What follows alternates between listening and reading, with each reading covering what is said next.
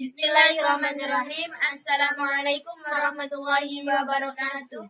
Perkenalkan, kami dari Universitas Islam Negeri Sunan Ampel Surabaya dari Prodi Manajemen Pendidikan Islam Fakultas Tarbiyah dan Keguruan.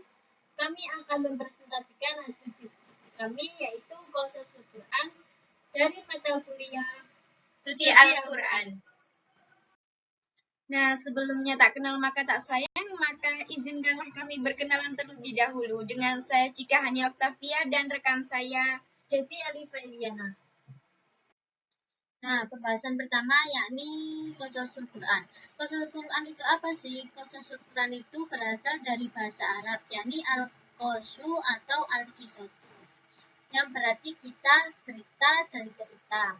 Nah, secara terminologi atau istilah, Qasasul Quran itu merupakan berita tentang masa lalu umat manusia dan kenabian. Sedangkan Hana Khalil Al-Qatan itu mendefinisikan bahwa Qasasul Quran itu sebagai pemberitaan Al-Quran tentang iwalumat dan peristiwa para nabi serta umat terdahulu.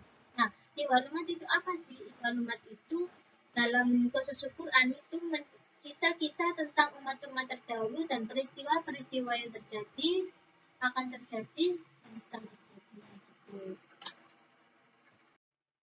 Nah, kita sudah sampai di macam-macam Qasasul Quran ya teman-teman. Di sini saya akan menjelaskan macam-macam Qasasul Quran.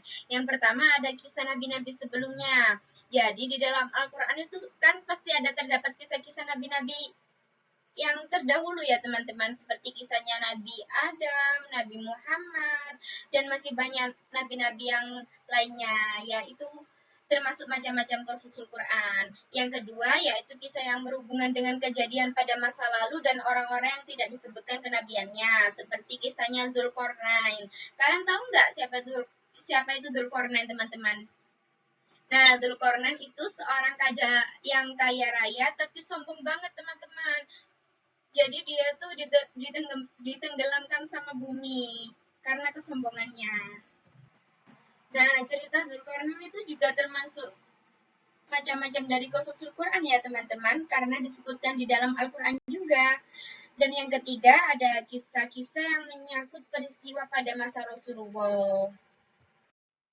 Nah, di sini kita sudah sampai di hikmah Qasasul Quran ya teman-teman. Qasasul Quran itu juga memiliki hikmah loh teman-teman. Di sini saya akan menjelaskan hikmah Qasasul Quran, yaitu satu, sebagai petunjuk, nasihat dan ibrah bagi manusia. Yang kedua, memantapkan hati Rasulullah dan umatnya. Yang ketiga, memperkuat keyakinan kaum muslimin. Dan yang keempat, menjelaskan bahwa agama yang dibawa para nabi sebelumnya adalah sama. Jadi maksudnya sama-sama menuju ke jalan yang baik ya teman-teman. Jadi nabi-nabi sebelumnya itu memiliki agama yang sama-sama baiknya ya teman-teman. Nah, jadi untuk kita semua penting nih kita untuk mempelajari ilmu Qasasul Quran itu, biar kita tahu kisah-kisah yang ada di dalam Al-Quran itu gimana. Jadi setelah nonton video ini jangan lupa untuk belajar tentang ilmu Qasasul Quran ya teman-teman. Dari pembahasan tentang Qasasul Quran dapat disebutkan bahwa Qasasul Quran itu mengajarkan banyak pelajaran moral dan etika dari kisah-kisah yang ada di dalam Al-Quran, seperti ketaatan dan kesabaran para nabi. Para nabi meskipun menghadapi banyak ujian yang berat, tetapi mereka itu menjadi teladan dari pentingnya berserah diri kepada Allah.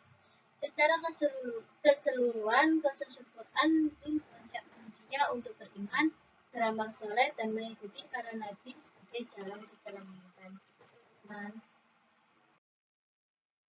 Nah, kami sudah sampai di penghujung materi ya teman-teman. Terima kasih sudah menyaksikan video kami. Kurang lebihnya kami mohon maaf yang sebesar-besarnya. Assalamualaikum warahmatullahi wabarakatuh.